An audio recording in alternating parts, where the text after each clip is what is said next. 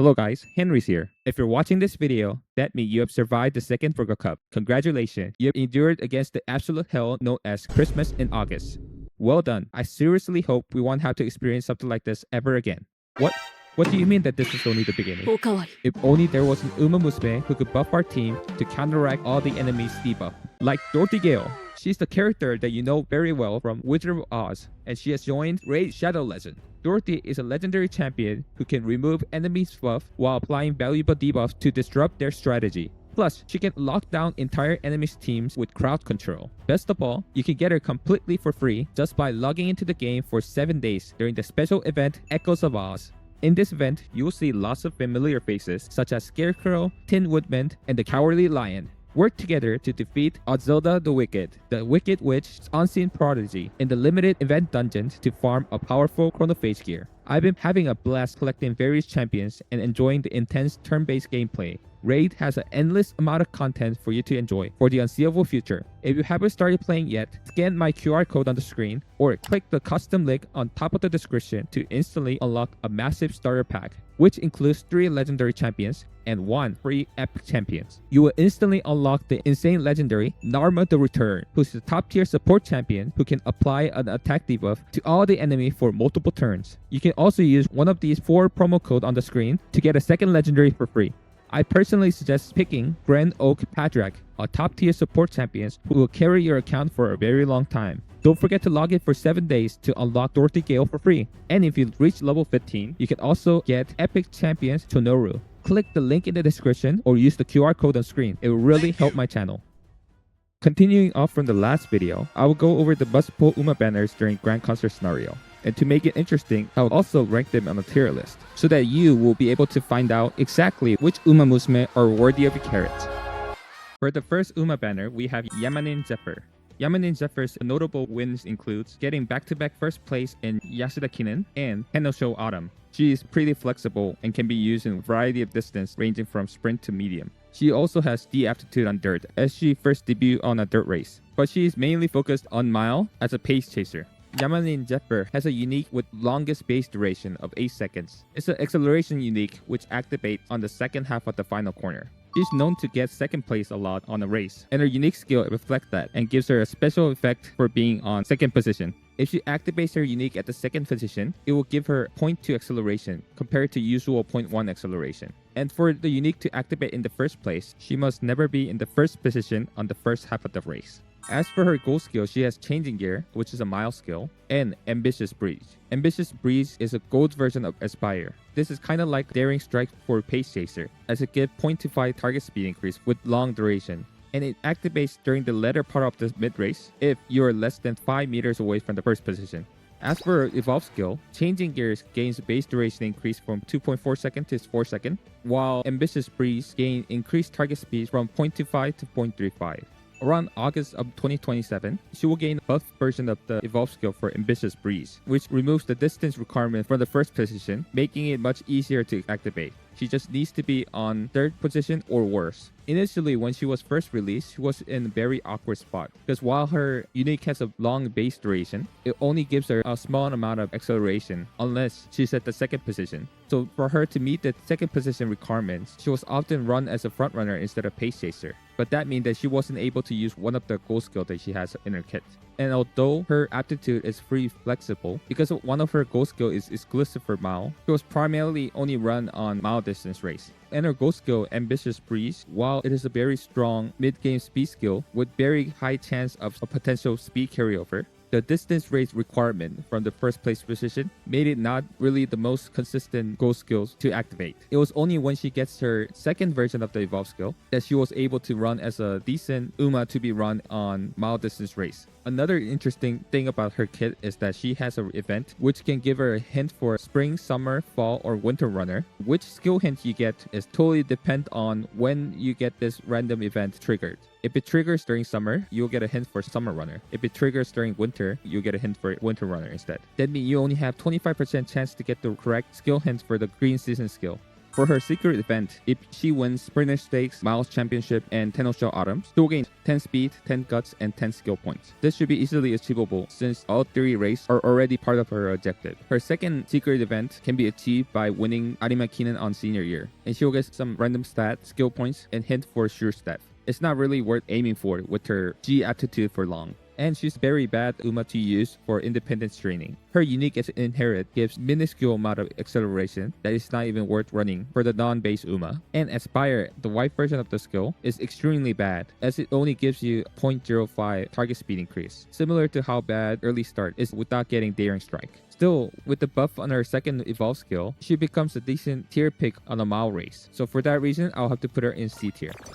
Next up, we have the Festival banner with Inari One and Tamamo Cross. Inari One Festival is a hybrid Uma that could run on both turf and dirt, who's highly specialized for a long distance race. Her most notable feature is that she's the second Uma after Narita Taishin to have Encroaching Shadow built into her kit. So she can technically be used on any race where straightaway spurt is viable. But since her other gold skill is innate experience, you'll have to run her on long distance race to use her in full potential. However, she does not come with a built-in gold recovery, so you'll have a little bit less flexibility when it comes to deck building. Her unique is a late race straight target speed increase, which has special scaling depending on number of overtakes she's done on the late race corner. And it starts at 0.35 and goes all the way up to 0.438 when she overtakes at least 4 other Umas. So at most, it's a slightly weaker Triumph Pulse. With her festival outfit, she also comes with a special training event, which can give her a hint for Fall Runner. Although by the time we reach the next long distance champions meeting, we'll be in the winter season. She has 2 secret events, but neither of them are really compatible with her festival kits, so they're not really worth hunting down. As for her evolve skill, Innate Experience gains increased target speed from 0.35 to 0.45. Unfortunately, just like Narita Taishin's, evolve skill for Encroaching Shadow only gives her increased field of view, probably the most disappointing effect that you can get from the evolve skill. Fortunately, around May of 2027, she will gain another option for evolve skill for Encroaching Shadow, and it will give her 0.15 current speed increase on top of the acceleration, becoming a much stronger evolve skill. However, once we get to that point, End Closer will become one of the more weaker strategy unless you are a Golden Tyrant.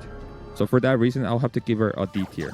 She does have a great aptitude for independent training, but even in that sense, she'll be worse than her OG counterpart, which has Tail 9 as one of the available gold skill, or even Oguri Calf and Agnes Digital, who you can get by slowly farming her star pieces on daily legend race. So I would not recommend you to spend carrots on this banner for Inari One Festival. Festival Inari One did get some spotlight on the 5th League of Heroes, which was located on Kawasaki Dirt 2100 meter.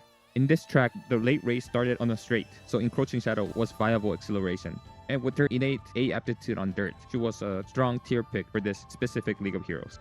As for the Tamamo Cross Festival, she comes with much better stat bonuses with 14% on speed instead of having 20% on stamina. And unlike her OG counterparts, which can be both used as pace and end, Festival Tamamo Cross hits are more focused on being a pace chaser, as she comes with built-in head-ons and 2 middle game speed skill for gold, where one of them is Killer Tunes, which requires her to be on the first 5 position. Her unique is basically a better version of Tail Held High. It's a middle game speed skill that triggers when you activate 2 other skills during the mid-race. The amount of target speed increase is only 0.25, which is lower than the usual for the unique. However, it does have a longer duration. And it also has a special scaling, which can raise it up to 0.3 target speed increase. It has a huge synergy potential with Tail Held High, which she also has innately in her kit. You can stack all the mid-game speed skills for an insane amount of speed in the middle game. Her weakness is that she does not come with any late game speed skill or main acceleration skills other than heads on, so you'll have to compensate by supplementing them through your support cards and inherits. As for her evolve skills, Killer Tune gains additional target speed increase from 0.35 to 0.45. And same thing for Isan. Around January of 2028, she will also get another option for evolve skill for Isan, where instead of increasing the amount of target speed, you can instead get the version with the higher base duration. And similar to other festival outfits, Tamamo Cross Festival will also gain a training event with guaranteed Fall Runner. Overall, she's a decently strong medium distance pace chaser Uma with explosive middle game and a decent kit. So for that reason, I will have to put her in C tier. For our next Uma, we have Nakayama Festa. Nakayama Festa is a medium-distance Uma who's usually run as a pace chaser or lane surger. She's an ultimate gambler. You can tell by her love for Mahjong, who has very unique mechanic that you won't find in other Uma Musume.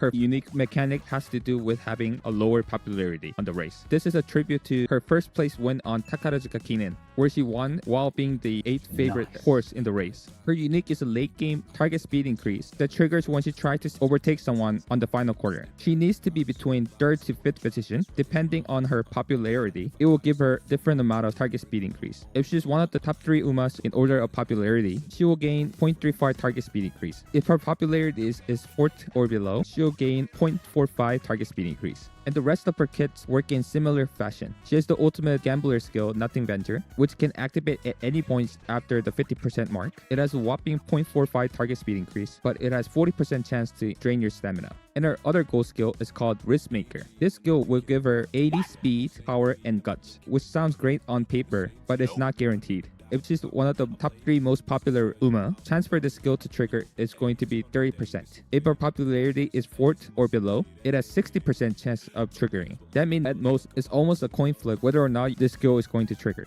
You can also stack her skills with long shots, which you can get through her training event. As you can see from her kits, the main issue with Nakayama Festa is that she's not a very reliable Uma. Her kit desires her to be lower in the popularity, but having lower popularity means that she will be facing opponents that are usually stronger than her as an underdog. But I don't think her kits justify of going through all the hassles. Instead of being a Uma with high risk with high return, she feels like a Uma with a high risk and lukewarm return. As for her evolve skill, Nothing Ventures gains additional target speed increase, while Risk Maker, when it triggers, will give her even greater amount of speed, power, and guts. Because of her inconsistency of her being a high-risk Uma, unfortunately, I'll have to give her a D tier. She's mainly an OG Uma. But if you do end up getting her on this banner or randomly from an off banner, I'll recommend you to run her on Lark Scenario to experience her story, where she is one of the Scenario Link Uma. Nakayama Festa almost made a history by narrowly losing the 2010 Prix and Prix de l'Arc de Triomphe.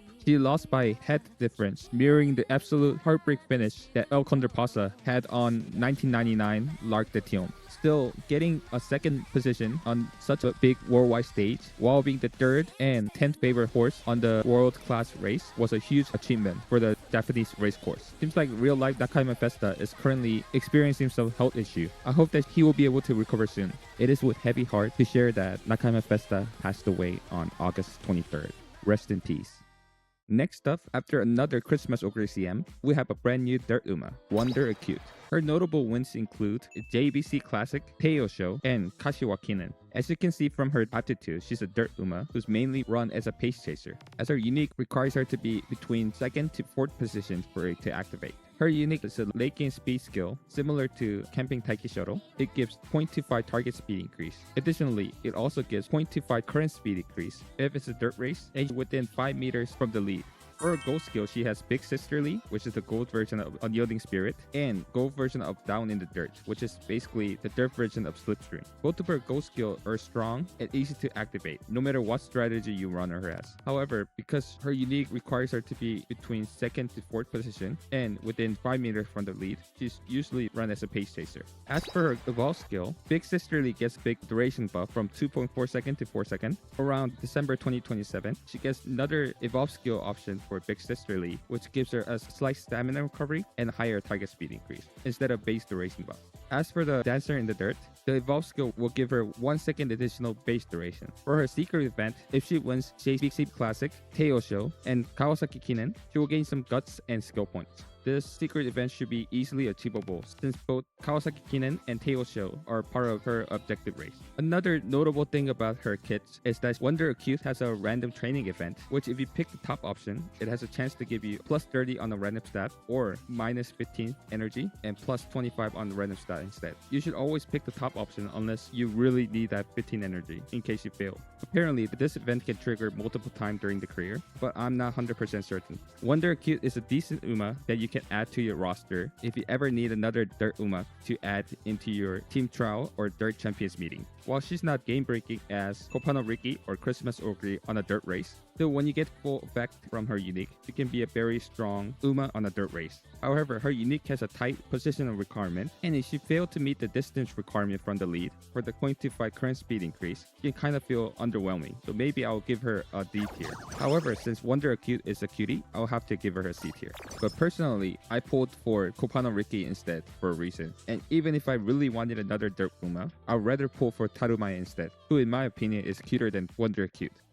Next, we have Christmas banner with Vodka and Daiwa Scarlet. Christmas Vodka, like Ines Fujin, is a specialty UMA specifically designed to perform well on Japanese Derby, in homage to first place finish on 2007 Japanese Derby. She has stat bonus of 20% on speed and 10% on guts, which is a downgrade from the OG version. One thing special about Christmas Vodka is that alternate outfit comes with a different aptitude. Original Vodka only had F aptitude for long. However, Christmas Vodka has E aptitude for long. Nice. It's another homage of Vodka participating 2007 Arima Kinen, although she only got 11th place. And the reason why I say she's designed to run on Japanese Derby is because of her unique. Her unique is a middle gain target speed increase, which activates after a downhill if she's at 5th to 7th position. And if the track course is located in Tokyo, it will also give her an acceleration. As you can see on the Tokyo 2400, her unique will proc right at this location when the downhill section ends, and it will proc at the perfect spot for speed carryover plus an acceleration. Her unique is also effective on Arima Kinen. Arima Kinen is not located in the Tokyo course, so you won't get the 0.1 acceleration, and she will only get the target speed increase, and the duration will also be 1 second shorter. As for her goal skill, she has no stopping me built into her kit, and for her other goal skill, she has Top Gear, which is the gold version of Pedal to the Metal. She will be the first UMA to get this gold skill. Being a Christmas outfit, she also has a way to get a hint for Winter Runner. And she also has a custom event which gives her hint for Laser Corner, although it's not guaranteed. Since she has access to this gold skill and other great laser skills such as Full Throttle and Laser Straightaway, she's also an amazing UMA to be used as a parent for other lasers in independent training. Her secret event gives her a lot of stuffs, but it's really hard to achieve. As for her evolve skill, the no stopping me gets slight late movement speed and stamina recovery. As for Top Gear, it gains additional target speed increase from 0.45 to 0.55, making it one of the strongest laser skill in the game. Because this is a very strong meta pick for Japanese Derby and maybe also on Arima Kinen, I think Christmas Vodka is a very good specialty UMA. She also has a great potential to be used as a parent for other laser UMA. However, we only occasionally have Japanese Derby, and she's not like a meta defining pick, so for that reason, I'll have to give her a C tier. Along with Christmas Vodka, on the same banner, we have Christmas Daiwa Scarlet. With their new Christmas outfit and a new hairstyle, Christmas Daiwa Scarlet came out with a total overhaul on her kits compared to the original. Unlike the original, which originally used a variety of distance ranging from miles to long, Christmas Daiwa Scarlet is purely designed to perform well on long distance race as a frontrunner. Her stat bonus has become much better with 20% on speed and 10% on width, a huge upgrade from the OG version which had 20% stat bonus on guts. Her unique, similar to her OG version, requires her to be on first or second position after the 50% mark. If she's at first or second position during any second half straight, she will gain 0.25 target speed increase. 0.25 is on the lower end for the unique. However, it does have a longer duration. And if she activates her unique on the first place position and there's a UMA nearby, it will give her 0.35 target speed instead. On the upcoming Arima Kinen, her unique will usually proc on the straight right before the start of the late race, or if it fails to activate, it could also act as a late game speed skill on the final straight. It also has a chance to speed carryover if she activates her unique late, close to the start of the late race. And if you look at her kit, you can see that she is purely designed to perform well on long distance race, as she comes with skills such as Feature Act, Long Straightaway, and Long Corner. For her costume event, as a Christmas outfit, she can get a hint for Winter Runner. Although it's not guaranteed, she also has an event which can give her a hint for Front Runner Corner or Corner Recovery. Daiwa Scarlet's secret events is really hard to achieve. It's not really worth it on Christmas Daiwa, who will mainly be running as a front runner. Although hint for Nimble Navigator is pretty good for the upcoming Arima Kinen. For her gold skill, she comes with Gold Recovery Restless and a new gold skill called Can't Even Catch My Shadow, which is a gold version of Firm Resolve, a late game final straight target speed skill for the front runner. The gold version will give her a whopping 0.45 target speed increase. This is an extremely strong skill for the front runner and helps Daiwa Scarlet to keep her lead against the backliner until the finish line. As for the evolve skill, Restless will gain additional stamina recovery, and around August 2028, she will get another option for the evolve skill for Restless, where it turns into 0.35 middle game speed skill plus 0.2 acceleration. However, it no longer becomes a recovery skill, so you have to get your stamina recovery from your support cards. As for the evolve skill for Can't Even Catch My Shadow, it will just gain increased target speed from 0.45 to 0.55. Christmas Daiwa is a strong frontrunner Uma tailored to long-distance champions meeting and will be a strong tier pick for the upcoming champions meeting, the second Sagittarius Cup. Still, like her OG counterpart, a lot of her kits requires her to be on first and second position, but she can definitely struggle against other frontrunners and run away to fight for the first and second position to activate her skills. And on future long champions meeting after Grand Concert, she does start to fall off against the stronger meta Umas on a long distance race, such as Narita Brian Blaze and Sakura Royal, or even other frontrunners Umas such as Valentine Bourbon. So for that reason, I'll have to give her a C tier. Who am I kidding? Put her straight into S tier. Haven't you heard that she's number 1? Just look at her. Look how amazing she looks in that Christmas dress and how cute she looks with her half a ponytail. And she even has a cool Christmas staff that would even make Freeran jealous. I will dedicate every single Carat, tickets, and goddess statues that I have towards her. Everyone will know that I will be 5-starring her on day 1. And I'm feeding her with every single skill hit book that I have. And I would recommend everyone to do the same.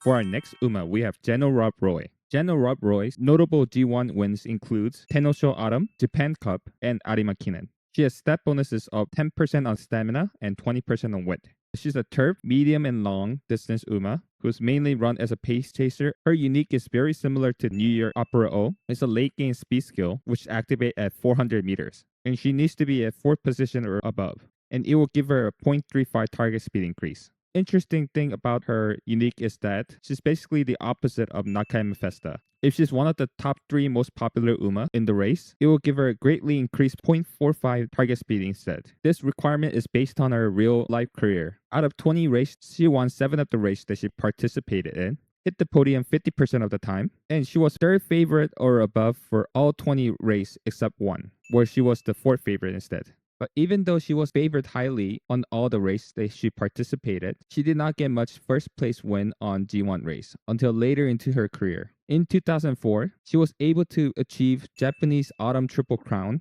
by winning Tennosho Autumn, Japan Cup, and Arimakinen. She was the second Uma after TM Opera O to accomplish this feat. And like New Year Opera O, her unique is very strong as an inherit if you can achieve the top 3 popularity for the higher target speed increase. As for her skills, she has access to Fall Runner, Median Corner, and Pace Chaser Corner. And for long, she has access to Long Straightaway. And like her support card, she also has a training event where she gets an option to choose between a hint for right-handed or left-handed. As for her goal skill, her first goal skill is Race Planner, which is a Pace Chaser exclusive stamina recovery. And the other goal skill is Reflection Arc, which is the goal version of the Median Corner. We should all be familiar with the skill from the drone. It's pretty good, but not the best because it's quite expensive to get. And usually medium corner is easily accessible skill. But interestingly, her evolve skill for Reflection Arc changes to become not just a medium exclusive skill, but it also makes it proc on long distance race. And the target speed increase goes up from 0.35 to 0.45.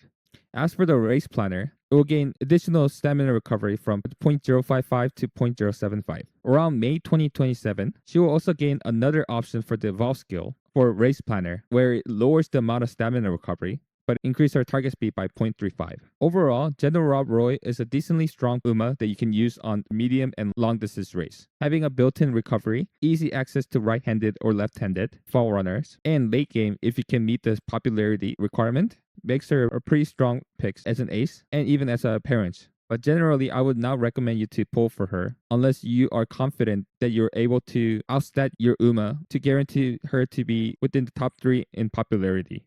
So for that reason, I'll have to put her in C tier. And finally, the last Uma that we'll be looking today is Narita Brian Blaze.